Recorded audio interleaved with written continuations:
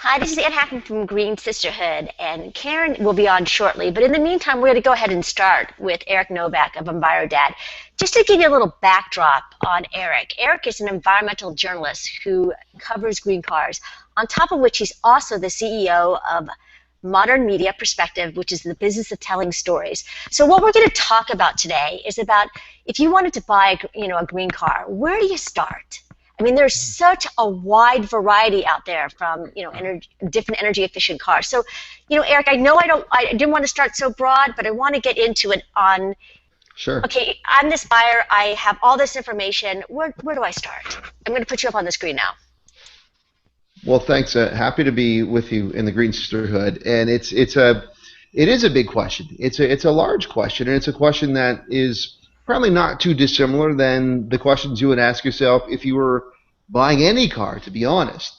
The only really sort of chink in the whole system here, or the different twist, is that we're dealing with a few different new and emerging technologies, each of which have a pro and a con that sort of, I guess, make the situation of deciding, or the circumstances behind deciding what vehicle to use, a little bit more complicated. There's a lot of ways you can start with. A lot of times, and more and more I get asked this question all the time: what's the right car for me?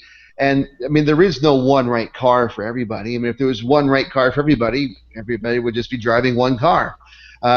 So to that end, I mean, you might want to start with certain things. I mean, if you're looking to buy a new car, is this your primary vehicle? Is it a secondary vehicle? And that's probably one of the things to start off with to understand. I mean, how are you going to be using it?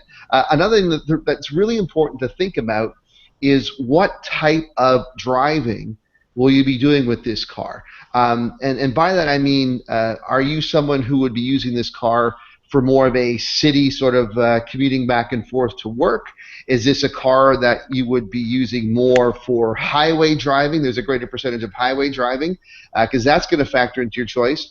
And the reality is budget comes into play too, because there are various price points for the kind of car you're looking at. So sort of the type of use you want to have it for, the way you would drive it, and the budget are probably three areas to start with, and from that you can whittle it down. Okay, so let's start with, it's my primary car. Okay. I drive a lot. I'm on the highway. I have a long distance, my job's long way.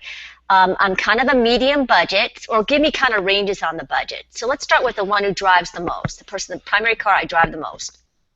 Well, if you're talking about driving a lot of highways, and the reason why we bring that up is there's a lot of talk about full electric vehicles, and there's a lot of talk about hybrids, and hybrid vehicles, for example, which is getting, which is probably much the biggest chunk of the sort of green, quote unquote, green car market now.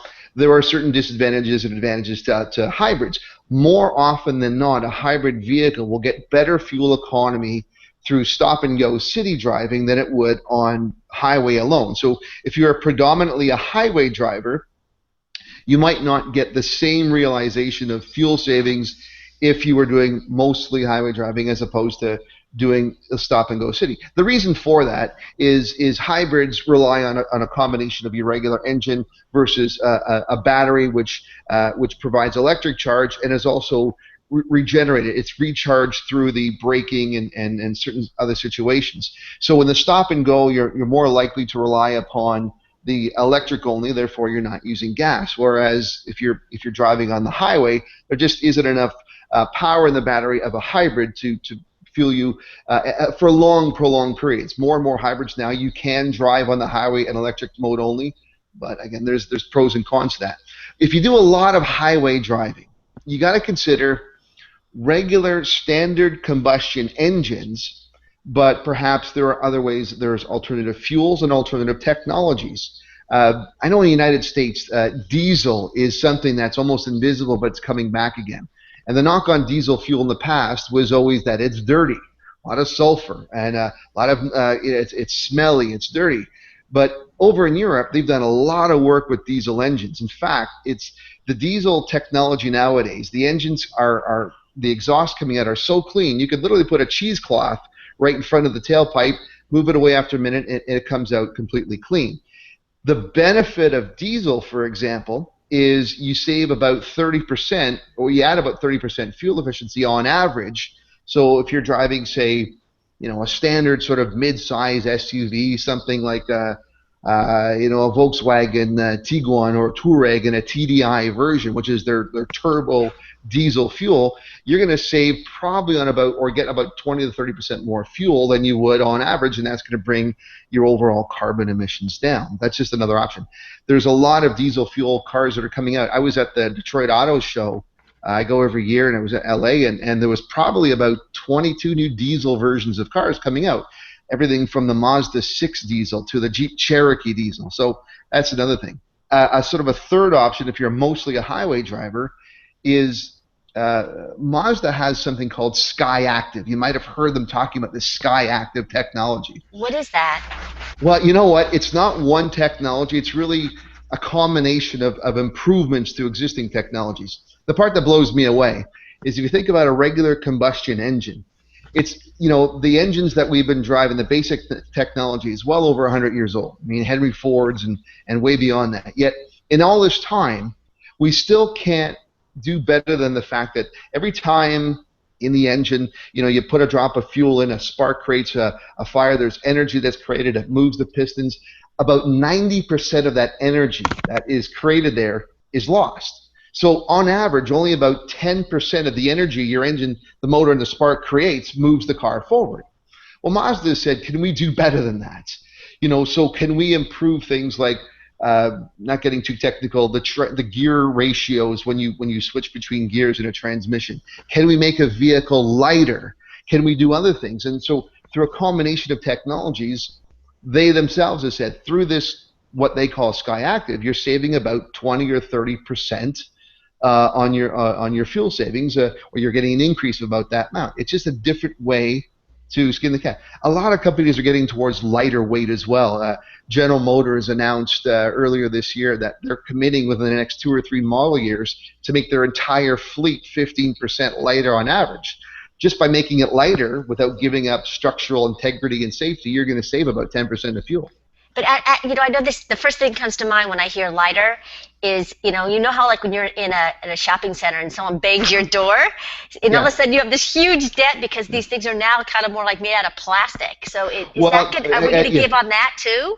No, because there's a lot of safety checks. There's a lot of regulations that if you make a vehicle lighter, it still has to meet rigorous safety standards. So the technology evolution in metal alloys and various composites that increase and it decreases the weight but maintains the same level of safety. It's ongoing. The one thing about the automobile industry that they don't really get enough credit for, and it's partly because of their history in the past of really not caring, let's be honest, is over the last decade or so, the automotive sector is pumping in hundreds of billions of dollars into green research and development and to making their cars more fuel efficient. And there's something that you have to recognize and understand is that they actually don't have a choice. There are impending legislations around the world. In California is probably the biggest one for American car makers, but in Europe and even in China, the governments of these bodies have legislation on the books that are going to require all automakers who sell in those jurisdictions to meet certain minimum fuel efficiency standards across the board. And these minimum standards are pretty high, and a number that really no one is at right now. So they don't want to not adhere to these standards. They don't want to be prohibited from selling in massive markets. So they're really putting a lot of money, whether it be through electronics or hybrids or all their technologies, to be as fuel efficient as the law says they have to be, if not more. But it seems like, we talked about diesel. Karen, I wish you were on that discussion because Karen actually has a diesel car.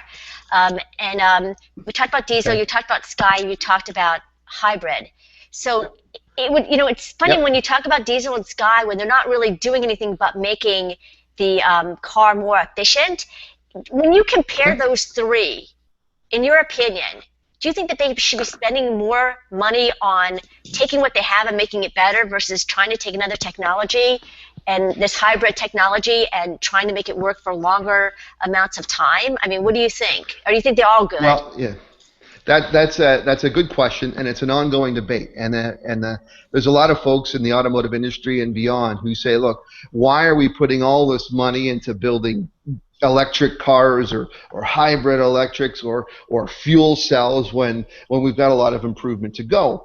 And I guess the way I've always looked at it is, if all automakers, and believe me, they have enough resources to invest what they need to in the technology of their choice, continue to build forward towards the end game, the end result for a consumer like you and I is we're going to have better choice. You might make an argument that if everybody pulled together and just did one thing, it might work out in the end. But we're talking about a highly competitive industry where everybody, while they understand it makes sense to work together in some situations, like Tesla over in California, who are just doing gangbusters now, and they're becoming the darlings of Wall Street, by the way, with their electric car. Their technology is used in other automobile manufacturers as well. So they do share some technology, but I think it's okay that if someone like Mazda wants to create the Skyactiv, and by the way, in their labs in Japan, they do have an electric vehicle program in development. They do have a hybrid vehicle program in development. They've just chosen to run with this right now. Even people like GM. GM has said, and I've been to events. I was at an event in San Francisco last November where they're saying, look, we are fully committed to electrification. But at the same time, they've just launched the Chevy Cruze diesel, which is the first really made in America diesel engine that they've seen in a long, long time. So, they understand that not everything is going to work for the right individual, which is why, going back to the original questions, what's the right car for you? Well, it depends on what type of usage do you expect. We didn't really talk much about electric so far, but I mean, what's the knock? Before we go to that, okay, so we hit the criteria of long distance driving because I'm a highway person. I have a long distance for me to go to work. So you said diesel Sky and a hybrid. Out of those three choices, what's your recommendation? Is it based on price point? How do you decide between those three? Because they both sound like phenomenal technologies. Well, it is. Budget will come into play. And subjectivity. You may have the technology, but then every car manufacturer designs it a little bit differently. Cars are a subjective thing in the end. You may love the look and the feel and the textures and the accessories and the appointments of one particular automaker versus another. And if that's the case, well, that's one of the things that's going to come into your decision making as to what car is right for you.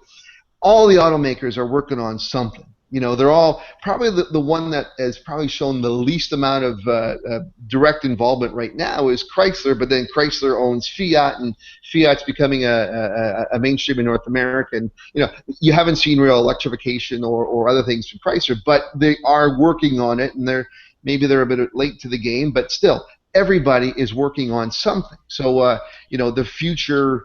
It's really going to be about, okay, I accept that all of these work. This is probably the better choice for me overall, but you know what? Now I like this, and I also like how they design their seats, and I like the electronic system of that one. I like how their GPS system works, or I like the fact that there's extra cup holders in the back, or more cargo space in the trunk, because these are real needs of families too. Okay, so let's go to the next one. The next one would be the person who does a lot of errands around town, doesn't really travel far to work. What are my options? Well, there you're getting really into the sweet spot of a purely electric vehicle at this level of technological development. And, there are some great electric cars, or the other sort of halfway in between electrics and hybrids is the plug-in hybrid electric, which is kind of halfway in between both. The fully electric cars that you see on the road right now, the number one seller in America right now is the Nissan Leaf as a fully electric vehicle. You've got the Ford Focus electric. You've got the Mitsubishi i-MiEV. There's a smart e-car for two, and there's others coming on. And of course, there's the Tesla Model S and the Roadster and stuff. These vehicles, they have great range and capabilities for someone who's doing mostly city driving or short haul. I think if I'm trying to do my kilometers to miles conversion, because I'm north of the 49th here, a Nissan Leaf, for example, will probably get you about 100 miles on a full charge, and the Focus is about the same. So think about, and they've done their studies. Right now, they know that if you're a commuter and it's a commuting vehicle, about 80% or almost 90% of commuters in America have a daily drive back and forth that falls well within that range. So there's always the people who are the naysayers on electrics are talking about, well, range anxiety. What if you run out of juice somewhere? Well, that's part of the criteria that you factor into that. Well, all right. This is not something that's likely to happen. We always get the argument, well, I buy an electric car, but what if I have to go to the cottage? And I say, well, if you own a cottage and you're doing it every week, then that's probably not the vehicle for you. But if you get invited once or twice a year up to someone's cottage for a weekend, are you going to make your decision of the car you drive 52 weeks a year based upon the rare occurrence that happens once or twice in a year? Do the numbers. If you have a one-car family and it's an electric vehicle and it meets your needs for 50, 51, or 350 days of the year of the 65, well, you can rent a car for the other times if you really absolutely need to. You can car share. You can do all the other programs that are out there. So you've got to really figure out what is the right choice for you overall. You don't want to be stuck with a gas-guzzling behemoth because you tow the boat once in the spring and once in the fall, when the rest of the time, all you're doing is wasting money and burning gas. I want to prompt Karen because this is a great segue for her because she actually got to drive. Karen, was the Toyota Prius, but was it a total electric Prius? It was electric. It was plug-in, which also has gas. Yeah, the Prius plug-in is what you had? Mm-hmm. So tell us, Karen. Tell that's us what I'm testing. Go ahead. Karen, that's what I have right now in my drive. I change cars every week. And actually, my driveway right now is the Prius plug-in. So, Karen, tell us what you found. Well, before I just talk about the Prius, what Eric just said about your needs is so true because last year we had to buy a second car, and we went through the whole test driving and looking at the numbers and studying and researching and all of that for about a month before we finally decided to buy a diesel. Because of those reasons you mentioned, my husband drives at least about 30 miles a day each way. So it's about 100 miles a day. When I was driving my daughter to school, I was driving about 88 miles a day back and forth. So that's a lot of mileage. And when we were test driving the Prius, and back then we didn't know that, it was just a hybrid, it wasn't a plug-in. And we didn't like the way it felt, and it was just a lot of different things that we just didn't feel, and we are like a German car family, so we didn't like the way it drove. So we decided to go with a German car, and out of all the options that were available and the price points, we felt that a Volkswagen Jetta was a good choice. So you have the Jetta TDI? Yeah, so that's what we decided to do. Then we go to the showroom, and we saw the Passat. And we said, wow, this is really roomy. So let's go with this. And, it's the same engine and blah, blah, blah. So that's what we went with. Well, we should have stuck with Jetta because it drives completely different than a Jetta. The Jetta, and I should say this, if you were to dig into my EnviroDad, sometimes my car reviews, I like to have fun, especially when I do video. I'll channel a bit of humor. In the spring, I had a chance to review 3 different Jettas. Their Sport GLI. I had their turbo diesel, but I also had a chance to review the new Jetta hybrid. On the review itself, I kind of channeled Groundhog Day and a little bit of Truman Show, just to have some fun. Go ahead, check it out. It's on my site. It's there. But the Jetta Turbo Hybrid, in Canada, I'm one of the co-originators of a new award called the Canadian Green Car Award. So it's an annual award given in April in Toronto at a Green Living show. And the Jetta Turbo Hybrid was one of our finalists this year. And I tell you, it's a wonderful car. And I mentioned one of the things about, hybrids typically have better fuel efficiency in the city than on the highway. This is the first hybrid I've ever driven where the fuel efficiency on the highway is actually a little bit better than in the city. And the reason for that. And here's getting a little technical here. One of the reasons why highway driving burns more fuel in a hybrid is because when you rapidly accelerate, you got to pump a lot of fuel into the engine to get that rapid acceleration. If you ever look at your fuel ratings or your fuel efficiency when you're driving, watch what happens when you rapidly accelerate. It goes way off the charts. Well, the Jetta engineers, the Volkswagen engineers, when you rapidly accelerate to go on the highway, they actually throw an electric charge, sort of an electric boost, into the system, so it actually offsets the need, and therefore, because of that, you're basically getting better mileage on the highway. It's innovative, and it's a great car. I really enjoyed it, so that's another consideration there too. Yeah, well, when we were looking at it, we actually didn't even compare, Passat and Jetta. We were going to go with Jetta because we just like. I mean, my first car out of college was a Golf. The first rollout, the first generation Golf. So we loved the way it drove. So we said, okay, well, let's go with Jetta. Well, we went to the showroom and we kind of liked the way, Passat felt inside because, we have a family of 4. So that's what we went with. And when we had Hurricane Sandy, we were the only one in my neighborhood who was able to get gas because everybody was out of gas, but we were able to get diesel. Right. Yeah. So we were actually schlepping like 10 gallons of regular unleaded gas out to Long Island to my husband's work because people over there didn't have any gas. So I thought that was really interesting. But like you said, we were thinking, okay, out of how many? Because we had a truck. We had the Mercedes, we had the BMW trucks. Because I refused to get a minivan, Anna. But hey, I got 4 kids. There's not like I know, Eric. She has giants. Yeah, she has giants, so she has no. I have 4 kids as well. 3 roses by now. Actually, I'll talk about 3 rows in a second because there are some options. Yeah, I want to get that's the biggest problem is that when you have when you have a family and dog and a lot of things to carry, it's a problem. Yeah. So we looked into Highlander, but we were like, Highlander only gets how many mileage? That's ridiculous. Why spend all that money and drive a huge truck when you can only get that, 20-something miles per gallon, even though it's a hybrid? So, yeah, well, the Highlander hybrid is, there's a new generation of the Highlander hybrid coming out. Bear in mind with 7-seaters, one of the dilemmas is it's just weight. It's a heavy thing. They're working on the weight. There is another hybrid coming out in this fall. It's on the upper end. Infinity. Last year they had the debut of their JX35, which was their new 7-seat sort of thing. It's a great car. The same JX35. They're changing the letters. It's all going to be Q now, and it's all confusing. But there's going to be the JX35 is going to be called the QX60 in the new model year, and they're coming out with a hybrid. And it's coming out later this fall. So and that's something to look forward to. Even Mitsubishi, the Mitsubishi Outlander, there will be a plug-in hybrid version of the Mitsubishi Outlander.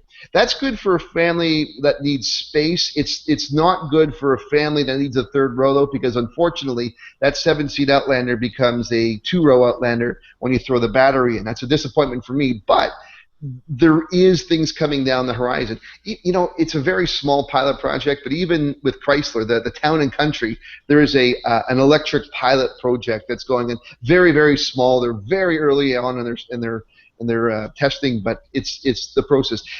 Batteries themselves is the big challenge.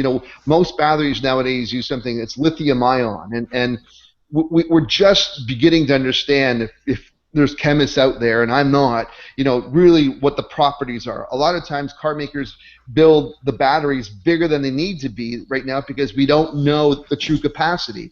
So as they pump more and more money into it, what we'll likely see is batteries getting lighter and smaller, offering the same range, or maintaining the same size and just getting significantly longer range. There's a lot of work being done. So the future is bright. We just have to keep plugging away to get there. So well, that was the problem, is that the size of the cars and the price point of what what they are offering. So we decided, like you said, those rare occasions when we have to lug loads of stuff to go to college or on vacations, we're going to rent a car. Right. So we're not going to base our decision on just a few of those occasions when we need a larger car. So we decided to go with the size. there are some good, like that SkyActiv Mazda technology. The CX-5, they're sort of small and mid-size CV. They're going to be putting the SkyActiv across their entire product lineup. So that's something to look forward to. Even in Jeep, the Jeep Grand Cherokee is going to have a diesel version in 2014. So if you like the big features of the luxurious Grand Cherokee, you might look at that as well. There's a lot of things coming down the line. But diesel does give me a close to 50 miles a gallon, just to say. Yeah, and that's fine. Yeah. So it's not the cleanest, but at least, I'm sorry, Anna. It's not. I just want to finish the diesel part because I just, for those people who are considering, we had a reader who wanted to know because she's deciding on a car, and these are the factors that moms, go through. What's the size, what's the mileage, of course. And if you do decide to go to diesel, like how clean is it? Yes, they say it's a clean diesel, but like well, it is. Really, clean. We were talking about that before you came on. Yeah. There's been tremendous technological improvements in diesel engines and diesel fuel itself. It's low sulfur, and a lot of times, especially if you see some of the Audis, the Audi, the A7 or the Mercedes, the Blue Tech technology, you can literally put a cheesecloth at the end of the tailpipe, let it run, and it will still come out clean. Oh yeah, it is vastly improved over the years. Yes, I can tell because I don't smell anything. I smell anything and. It's like a regular car. I didn't really mind at all. So I'm happy with the. One thing I did want to add about just electrics, just to talk about, because I think it's important to know, for those who are considering electrics, the one thing that people say the knock against is pricing. And pricing is typically because of the new technology is obviously higher than before. But things are changing. Yes. Nissan, Nissan, for example, the Nissan Leaf was always made in Japan. Well, in Smyrna, Tennessee, just outside of Nashville, they just opened up a new massive production facility where the Nissan Leaf is being built.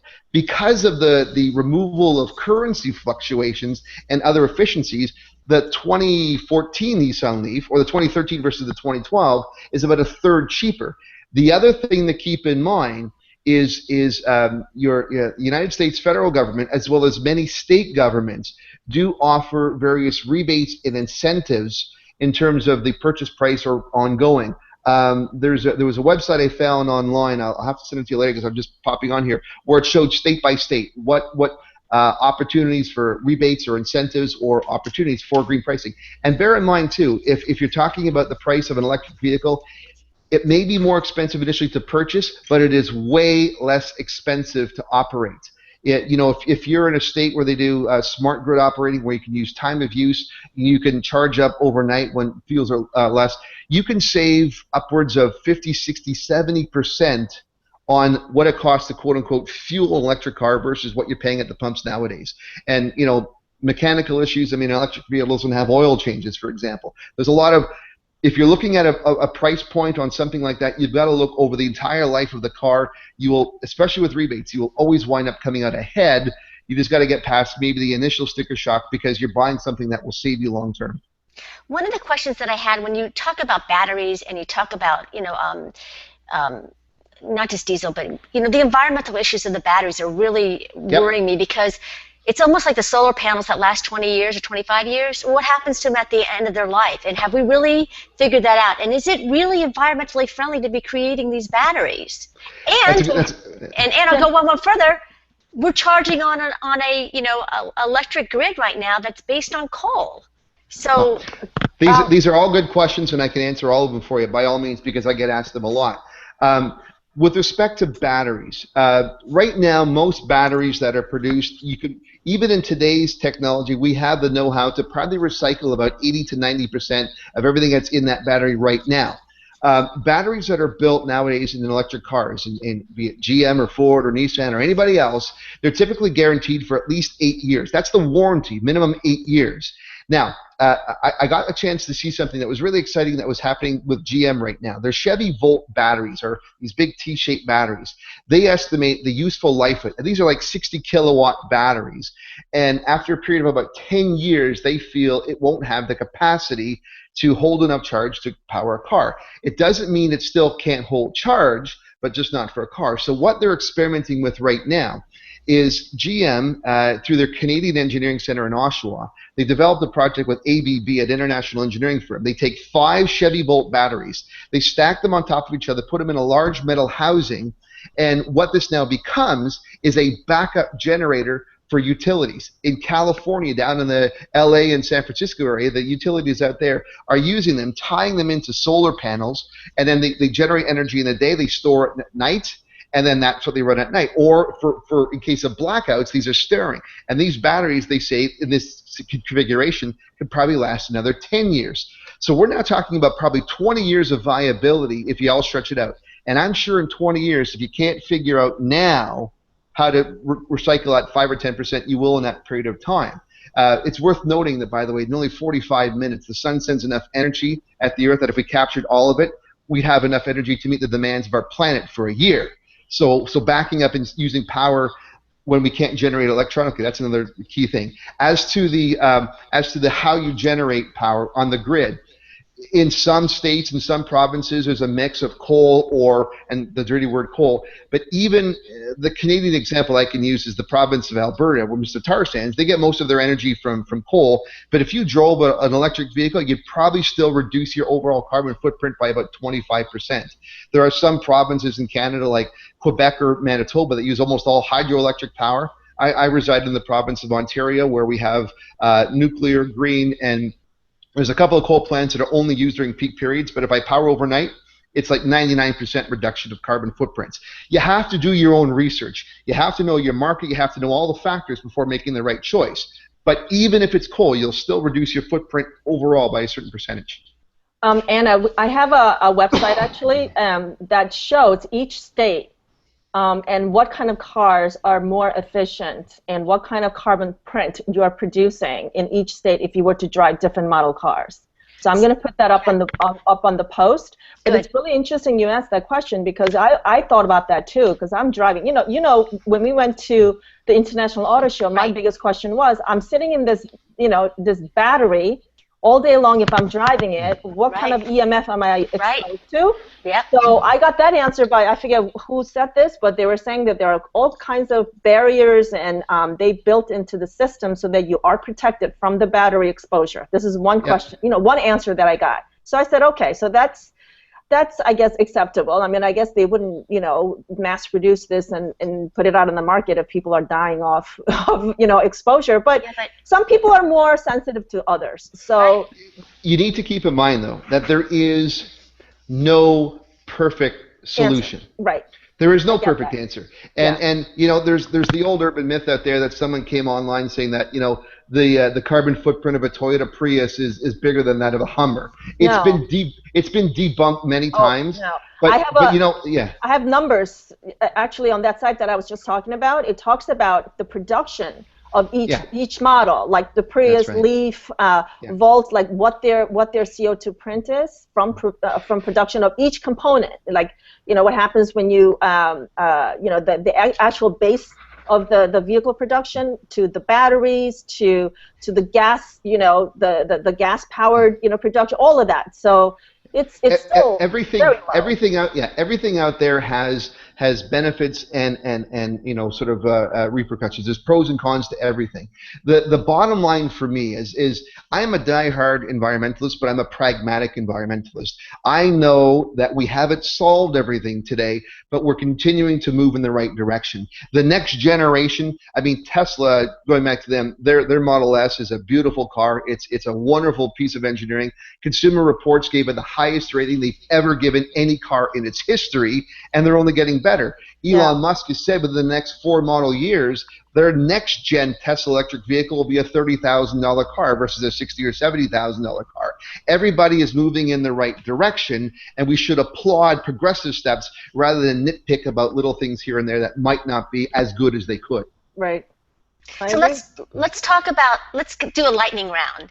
And now I know these are just going to be your favorites. So if I was going to say to you, okay, most favorite for driving on the highway, it would be, okay, you can have 2. Well, I'm going to presume the Model S is one that I would love to drive. I have yet to do it yet, but the ones that I have driven, wow, that's a good question. I really, really enjoyed the Infiniti M hybrid, the M35, just a luxurious seating and good mileage. Some of the Lexus ones, the Kia Optima hybrid, boy, beautiful car. And I've loved the electric. I know. You know what? They don't make lemons anymore. It's hard to say there's a bad car. I just drove last week the Lincoln MKZ hybrid, the brand new model. And I'll tell you, I'm an old radio guy, so this great THX sound system and a big panoramic roof with great fuel efficiency, 48 miles per gallon. I mean, that's you would live in a car if you could, right? Yeah. Cars are so personal. I mean, for me, it's if the seat fits well, which never does. I'm like a pea. Right. You know what's the Princess and the Pea? Okay, so here's the other lightning round. Okay, short distances. I'm just doing errands. Favorite cars? It's got to be electric, and the two electrics that I like the most, the Focus EV and the Nissan Leaf. I like the Leaf better because it has more storage capabilities than does the Focus, and it's a bit better price point right now. Okay, what about your favorite cars that aren't electrified or hybrids? I'm going to put him on the spot here. I really like, actually, I think the Mazda 6. Does that include diesel? Yes, that includes diesel. Okay. Well, the new Mazda 6 with Skyactiv is a gorgeous looking car inside and out, and it has great fuel efficiency. That might be my favorite regular combustion I've tried lately. One more. I'll stick with you. One more. Oh, the Chevy Jetta. Cruise diesel. Oh, the Jetta. Okay. I love the Jetta turbo hybrid, but that's a hybrid. But the Chevy Cruise diesel is a wonderful little car. It is a really, really good car, and I think people will be impressed by it. Okay, last question. The car that you would drive in the city, and you need it to be small to fit into parking spaces, like really kind of a small, zippy little car. Like a city car, like New York City, Toronto. Motorized bicycle, moped. Yeah. Well, subway, bus. I haven't talked about it yet, but the new Chevy Spark Electric, it's right now only being sold in California and Oregon, but it's a heck of a car, and it's small and compact. But I think if you're talking about parallel parking, Ford with their My Park Assist, and you can get it on their C-Max, you can get it on their Fusion hybrids, you can get it on right up to the Ford Flex if you want to get a big hauler. You press a button and you set it up, and it automatically parks it for you. It's brilliant technology. I love it, and that's probably something with the My Touch or the Active Park Assist with Ford. That might be one of my favorites there. You know what I forgot to ask you, and I'm sorry to have to ask you another question about this. Hydrogen. We didn't talk about hydrogen. Yeah, hydrogen has tremendous potential, but the R&D is a little bit slow. It's been off again and on again. There was a company out of Vancouver, BC, called Ballard Power Systems that Ford bought, and they were probably the first ones out there. There's a lot of hydrogen programs in California going on. Mercedes has some where you actively can lease a hydrogen car, and for one monthly fee you get everything including fuel. We're probably, best guess, another 5 to 10 years away before we really start seeing commercially acceptable hydrogen. But yeah, it has tremendous potential down the line, and it might be the next technology that we're really starting to embrace. Before we end, I wanted Karen just to give us a little input of her experience driving the electric the Prius. Tell us a little bit, Karen, about what you thought. Okay, this challenge was by Toyota. It's called Plug-in for Charity, and there were 7 of us, and we had Meg from Green Diva, one of our sisters, Lee from Green for You, another sister from Green Sisterhood, and one of our dads who joined us for the Twitter chat, Seth Lightman. He was also one of the drivers. And there's Inhabitat New York City, Earth Day New York, and New York Advocate. There were 7 of us who were in the challenge, and the person who gets the highest MPG wins the challenge and gets to donate the winnings to our charity of our choice. So there's first and second, third places, and we will find out who those are next Monday. So I can't reveal too much, and I can't talk about my mileage either because I'll get disqualified. But I have to say my experience of driving to get the most mileage actually applies to all kinds of driving, and it totally changed the way I'm driving now. I drive more like actually slower than my mother. My mother drives faster than me now. And braking, same thing, because when you brake, it actually kicks into gas because it needs power to come to a sudden stop. I thought if you braked it'll slow down, and I won't use gas, because my whole mission was not to use gas, because that's how you get the most mileage. So Yeah. on one charge, you try to go as many miles as you can. So and the trick is to really charge your car as often as you can. And what I found was I need more charging stations in my county, because I can't go more than 12 miles on a one charge. And now you can go further than that if you do really creative braking and things like that. But where I live, there aren't any charging stations near me where I can charge and then go another 10 miles and charge and go another 10 miles. So that was a little tricky, and I really had to figure out how I'm going to do my errands and really, map my routes for the day, basically. So if I can add a couple points on that, just from what you said. I should talk to you before I started my challenge, Eric. No, it's okay. The couple things I mentioned, when you mentioned the amount of EV only on the plug-in hybrid, you got to be careful, because that is a plug-in hybrid. It is only meant to go a limited range on electric only. Right. It would not be the same as a full electric vehicle, a Spark, right. or you can get up to 100 miles, and even sure. on the Teslas you can get 200 miles. Sure. So that's one application to bear in mind. But the one thing you meant, we didn't even talk about it at all. Never mind about what car to buy. Everybody, regardless of what car they have, new, old, or somewhere in between, can adapt better driving habits to save fuel. Right. And little things like, there's actually an online course that I was promoting recently up here north of the 49th that gives basic driving tips. Even things like, gradually accelerating, or not being the lead foot. I mean, you think about it. These heavy metallic objects need an awful lot of energy used and fuel burned to get moving. Once they're moving, it's more efficient. So think about how you regulate your speed. If you're coming to a red light and you know you're coming to a red light, get off the pedal and decelerate. While you're decelerating, you're not putting gas into the fuel injectors. I mean, little things like that. Planning your route accordingly instead of wandering aimlessly. There's so many tips anybody could make.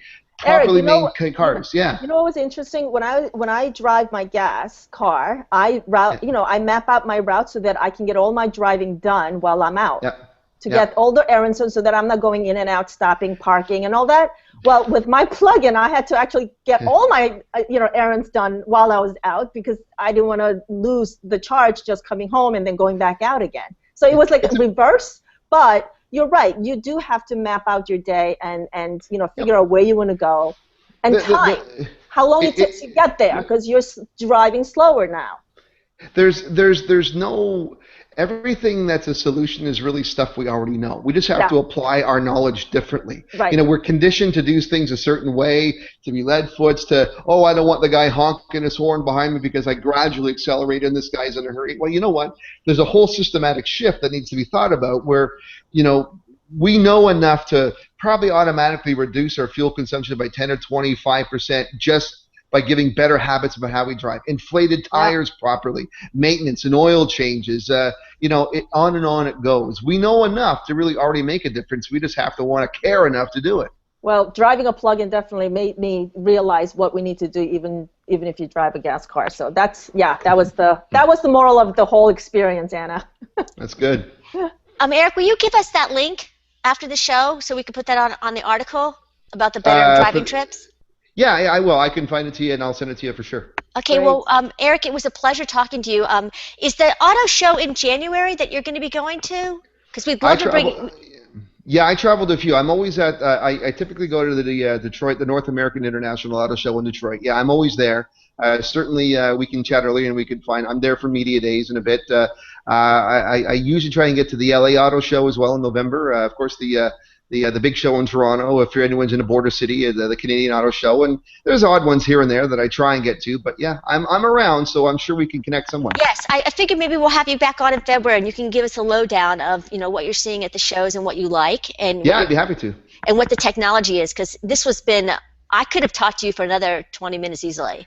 Yeah, there's a lot to cover, I know. Yeah. It was so much. It's so interesting. So, Eric, thank you so much, everybody. It's EnviroDad. And Eric, you do a review every week on a car or every... Yeah, I try to get a new car up every week or two. There's a lot of juggling going on, but Lucky Yeah, I mean guy. well, yeah, I'm I sure think the last every guy's dream, every guy's dream job to drive a new car every yeah, every yeah, other week. I'm always got the permanent new car smell every week. My last review was my last review was the MKZ hybrid. I had I think the Nissan Versa Note was my one before that. So if you go onto the EnviroDad test drive page, there's probably good 50 or 60 of them there. You can peruse through and enjoy. So You for should hire everybody my who husband because he was the one of the ones who were really taking the key away from me and driving the plug-in. He It's my loved it. neighbors, actually. It's my neighbors who know what I do, and they're always sending me messages. Hey, are you going to have this car coming up in the next few weeks? Because Can I they go for a want more. ride? Yeah, can I go for a ride? Yeah, happens all the time. Funny. Well, so for everybody who's actually looking for a new car, Eric's Yep. site is a great place to look because he's done reviews, and as you can tell, he's a techno here, Yeah. technology expert. It's not just about if the car seat fits well. Everybody, next week is God. Robin O'Brien. Thank you. Jeez, it's my sinuses still. I hope you guys don't mind that I sounded pretty nasal today.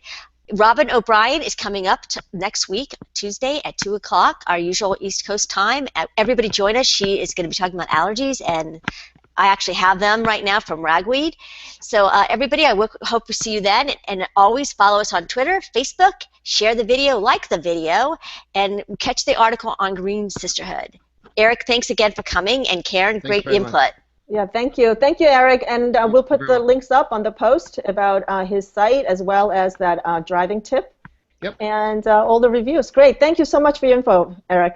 Thank you very much, and follow me on Facebook and Twitter, and I look forward to following you all as well. Great, thanks. Have a great day. Bye-bye now. Bye.